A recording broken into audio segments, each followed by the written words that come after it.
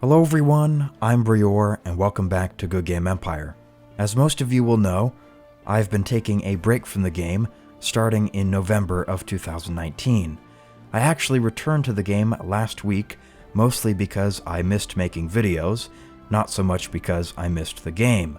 However, I've noticed that the developers have implemented some good changes in 2020. We've already talked on the channel about how they reduced pop-ups and made Ruby offers take up less of the screen. They've also brought back the Blade Coast, and they've made a few changes adjusting the balance in PvP.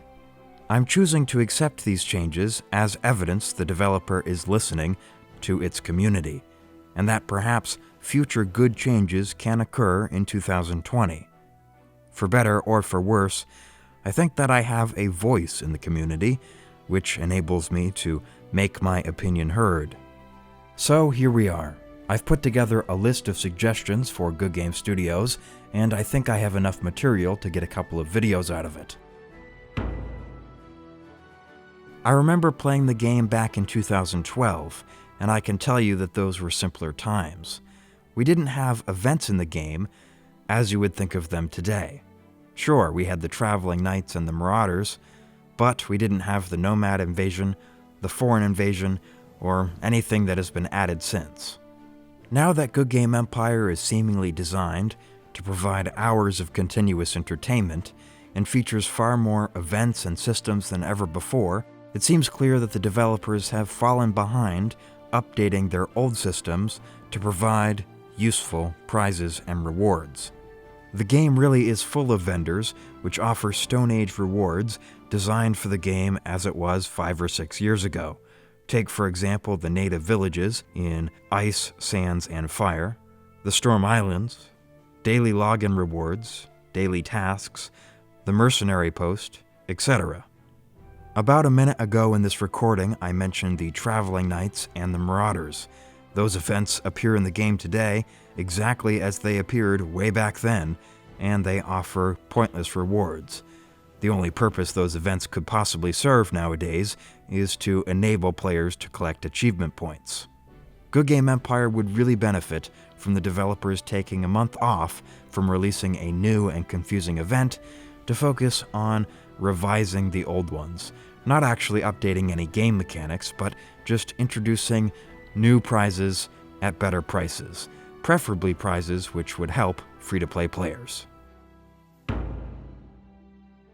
I think Goodgame Studios needs to look at the loot players receive from NPC targets and increase the number of rubies. After all, over the years, rubies have lost their value. It used to be that players only needed rubies to construct a handful of premium buildings, like the stables and the bakery. Now rubies accomplish just about everything in the game, and Goodgame Studios has introduced ever more offers, which provide better deals and thereby cheapen rubies. Around the time I first started taking a break from the game, back in November, Goodgame Studios introduced the Wheel of Unimaginable Affluence. True to its name, this is a new event which caters towards ruby whales.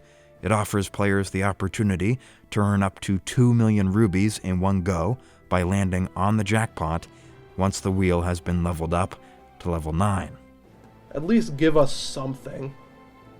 Haha, spicy. You will need to spend a few $100s to have much of a chance at earning that prize, and personally that is an amount I would not feel comfortable spending on a browser game. But that hasn't stopped everybody. Compare that to how expensive 2 million rubies would have been the better part of a decade ago, and I think you'll see that yes, rubies have lost their value. As a free-to-play player who earns 280 rubies at a time from attacking desert fortresses, well, I'd have to hit 7,143 fortresses to collect that same 2 million rubies. And that's right, every fortress can only be hit every 17 hours. If memory serves correctly, Goodgame Studios actually updated the game 2 or 3 years ago to reduce the number of rubies players were collecting from NPC targets. I thought then, as I do now, that it was a change in the wrong direction. The issue of Stone Age equipment, let's call it, is an issue that I've spoken about in video after video. You might think that I have nothing more to say on the matter. Well, when I had the chance to interview the developers last fall, I asked them about their plans for handling outdated equipment, and they indicated to me that they weren't even aware it was a problem. And also, we're aware that storage is a bit of a problem, and the selling of equipment is only for subscription. We will try to tackle that more in the future. And to be completely honest, we completely forgot about the equipment from the NPC targets. That actually you get something from them that is really not viable for most of the players. So we will have a look at that, but we completely forgot. So, I think some things here are worth repeating.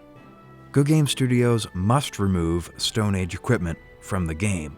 It's simply unexcusable that players have to go through the frustrating process of selling each individual piece of equipment as the game bugs out, simply because the developers are not willing to take a feature that they've already developed and remove that feature from behind a $20 per month paywall. If you aren't already aware, the ability to automatically sell Stone Age equipment has been a feature in the game since 2018 for players who have a Tier 2 subscription to Goodgame Empire. This feature should be available for everybody. I think the most elegant solution to the problem of Stone Age equipment, however, would be to remove it entirely from the game and increase the loot that players earn from NPCs by the number of coins they would have gotten for selling that equipment. Stone Age equipment already in players' inventories would not need to be removed from the game.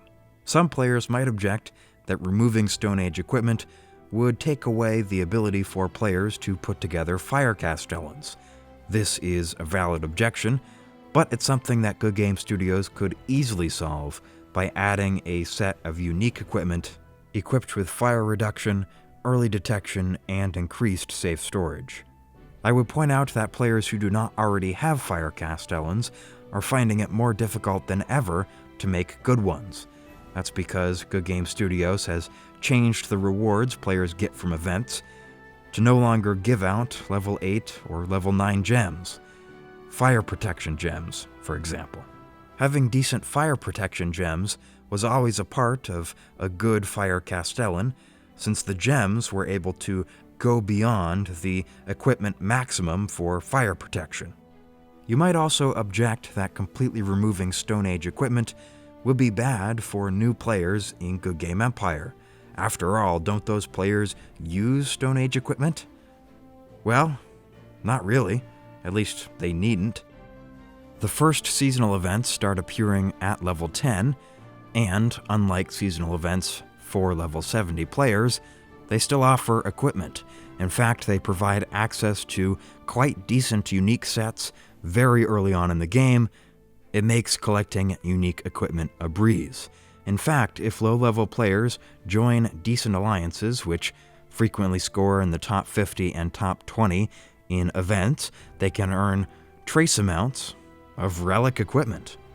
During my break from Goodgame Empire, I did actually play a little bit.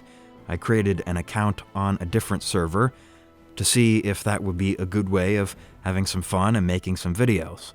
Take a look at this relic weapon that I picked up before I was level 15. It's actually better than any piece of relic equipment I have on my main account, which is frustrating.